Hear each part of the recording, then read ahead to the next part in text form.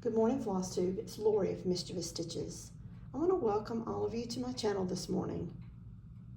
Today, I'd like to share with you how I finish the perforated paper ornaments. I've stitched up several of these pieces this year, and I've finished them all in a very similar way.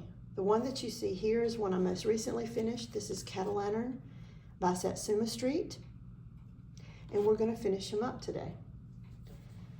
I start off with a piece of felt, some double-sided stitchery tape, Tim Holtz scissors, piece of bacon twine for the hanger, and of course my piece. Now these kits, I've stitched up Mill Hills as well as the Satsuma Street. They're all include not only a needle, the threads, any beads or sequins that's needed inside. These particular kits have a piece of baker twine inside, and this piece of baker twine is actually used to hold the threads within the kit together. And here's one that I previously finished, and I used that baker's twine as a hanger. So this, of course, I can't remember the name of the pattern. It's just a frog, and you can see I finished up the back of this one with the felt. And I believe this one is Nevermore. I finished this one up a tiny bit different. Instead of using the baker's twine, I decided on this one to use just a piece of ribbon that I had on hand. And again, finished up on the back with felt. So let's get started. So we're going to start by flipping this over. I've already put one piece down, but I'm going to flip my stitched piece over to the back. And the stitchery tape is not very wide, so all I do is cut couple of lengths. Sometimes I have to cut a small piece, a third piece, to span the width of the back of the piece. So I'm going to pull a length of tape here. Let me make sure it's long enough. Cut it off. And I'm going to lay this one side by side with the piece I already have down. I've also completed some of the Foxwood Crossing sleds. You're going to finish them in a very similar way as well. And then I'm going to press, once I adhere that stitchery tape to the back, I'm going to press it down with my thumbs, my forefingers, and make sure that it's sealed around the edges of that stitching. Next, I'm going to grab my felt. I always pick up a few sheets. The felt is very inexpensive. I pick up a few sheets often through the year when I'm at Hobby Lobby, just different colors and shades. Know that there's also some adhesive felt. I don't purchase that because I always have the stitchery tape on hand. It may give me just an extra step by adding that tape, but that doesn't bother me any. But here we go. So we're going to put the piece down on the tape. You don't need to cut a piece the same size as your perforated paper because you're going to be cutting a lot of that away. So I'm going to just slide my piece down and kind of get an idea of the size that I'm going to need. And I'm going to mark those edges. And then I'm going to cut that felt out. Oh, I can feel the price tag on the back. Let me get that off of there. And again, you don't have to be very specific with this cutting because you're just going to be cutting that away, the edges of this away.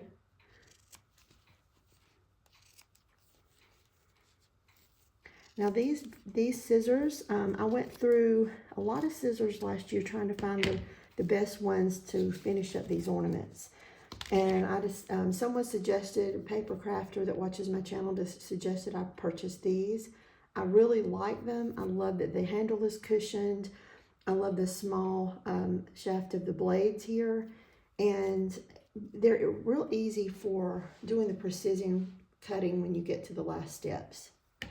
Okay, so I've got my stitchery tape on the back.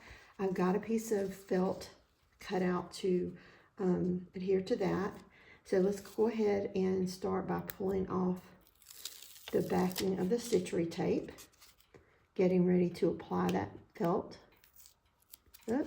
You have to be careful. This stitchery tape is not always easy to peel from the glue. So I just have to work at the edges. You can definitely feel when it's pulling loose. Okay, so there's the piece with the tape. You can see it glinting in the sunshine. And now I'm going to take the baker's twine right here. And I'm going to kind of gauge how long I want the hanger. So I've heard a lot of people say about 3 inches. 3 inches is going to put it to about right here. And I'm going to do my best to put it in the center, the top of the piece. Okay, there's that. And now I'm going to press down the felt. There is one step that I just realized that I forgot. Usually before I do that, I'll go ahead and cut this top portion off. That way I know I'm not hitting the hanger, but we can work around that too. So what I was getting at is I usually will cut the top of the perforated paper up to the edge of the stitching, 1 hole away from the stitching, and just at the top and before I adhere the felt to the back. But that's just a mistake I made, so I'm going to show you how to work around it. So then again, I'm going to press that tape up against the edges of the twine as well as the stitching, kind of conceal it down. And then I'm going to cut away a majority of the bulk of this piece. Now I'm trying to work around my camera, so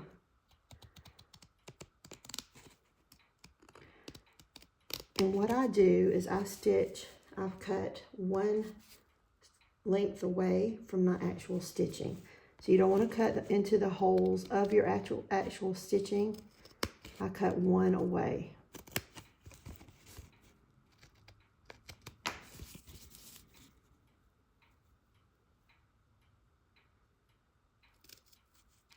I've had a lot of fun stitching these this year. They're so fun and cute. I love the colors, especially on these satsumas.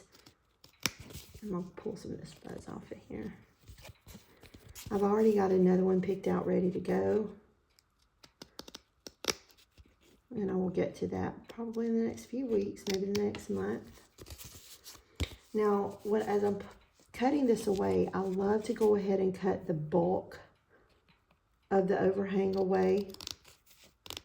It just makes it easier for me to do the precision cutting.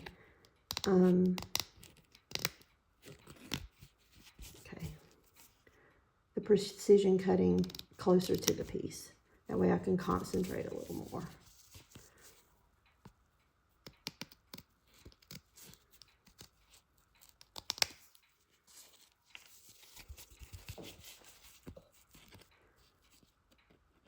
I'm having a little bit of trouble seeing through the camera, so I'm trying to do it around the edge of the camera. And I keep going like this until I've cut away all the perforated paper from the edges.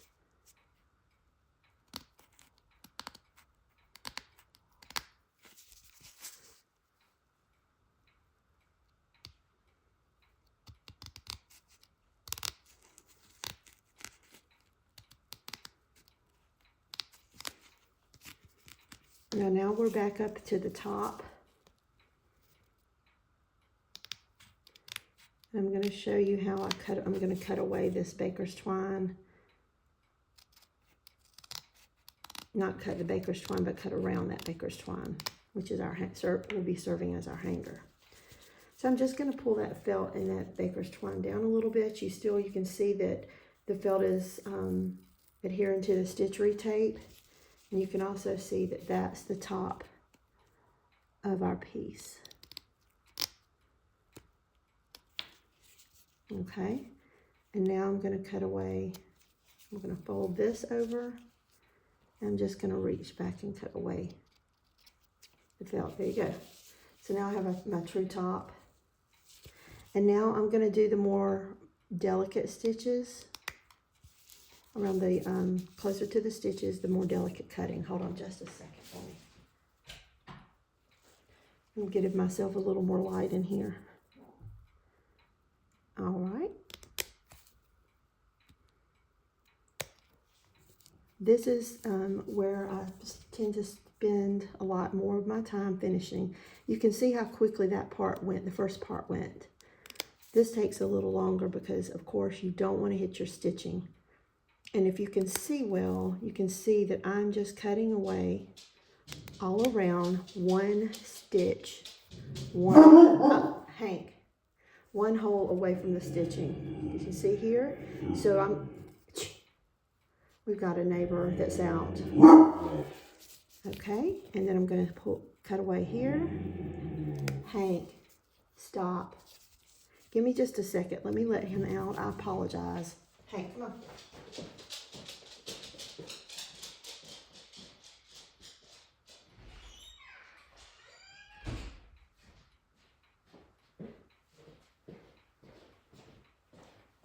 I'm going to let that boy out so he can bark to his heart's content. Okay.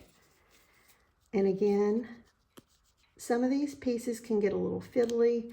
I've noticed on even the pattern cover, when she finishes hers up, she tends to do it at angles around the edges. I don't like doing that. It does give it a different look the way I'm doing it, but when it's hanging on a tree, you don't notice. But yeah, she cuts around the edges in a curved way, so that's another option as well. And again, I just cut one hole away for my stitching and I go at it. And I tend to also go ahead and cut like here in the edges and cut away the majority of the bulk again here. So it makes it easier when I come back, there's less.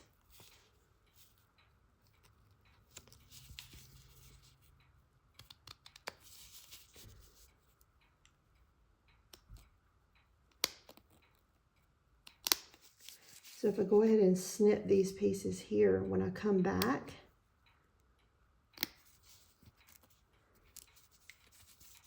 as you can see, it's easier, just go ahead and snip through.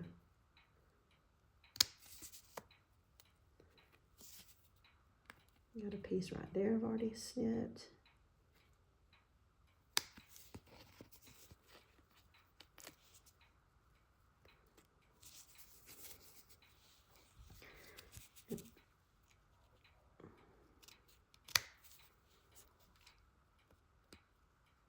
Now there may be other perforated paper finishing tutorials out there. I'm not aware of them.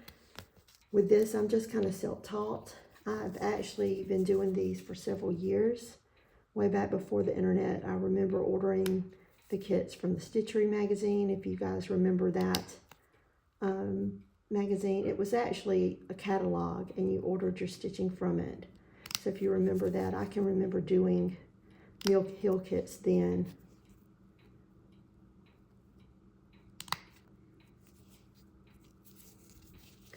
As you can see how delicate the stitching can get, it's so much easier with these scissors. I've tried some of the quilter snips for when you're making like rag quilts. That didn't work very well, and I'm so glad that someone reached out to introduce me to these. I immediately went out when she suggested it, got them, and loved them. But I think I went through 3 different types of scissors before I found these.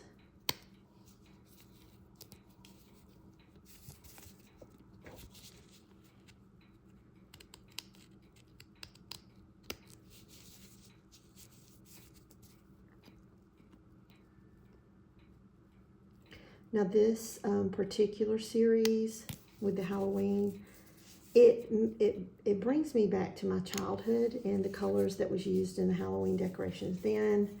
It wasn't quite as scary or gory then, but the colors were always bright and happy. We always decorated for Halloween, but then it was just papers on the door, cut out, so it was paper decorations. And I need to ask my mother if we still have those, because I can remember they were flocked. The ones we had would be like a haunted house, and it was flocked in the black areas, and it was just so pretty. All right, we're getting close to the end. Thanks for hanging with me. Won't be much longer. We're going to be coming around that corner.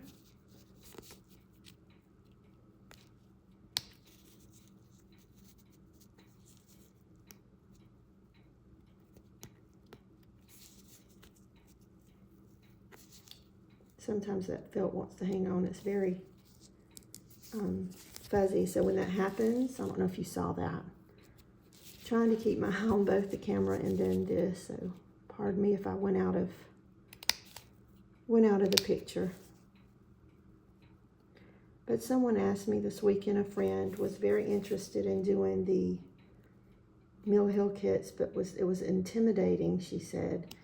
And don't let the kits intimidate you. Everything's there. They have great instructions. And like I said, they're just fun to stitch. What I plan to do with these is I purchased a Halloween tree from the Dollar Tree last Halloween. And I'm going to flock that tree with black. It already comes with like a tinsel wrapped, an orange and black tinsel that's wrapped around the limbs of the tree. And I'm going to go back over those. I'm going to trim the tinsel down, and then I am going to wrap it with some black felt. So I just didn't get there this weekend. So hopefully in the coming month, you will see that product once I get it finished. Because I did share the actual tree with you guys last October and September. All right, almost there. Now this is the fiddly bits, and I'm going to try to stay within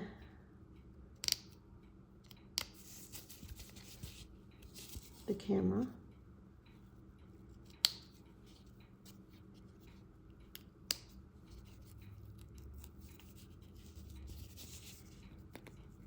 But I'll leave you here because I think you've got the gist of it.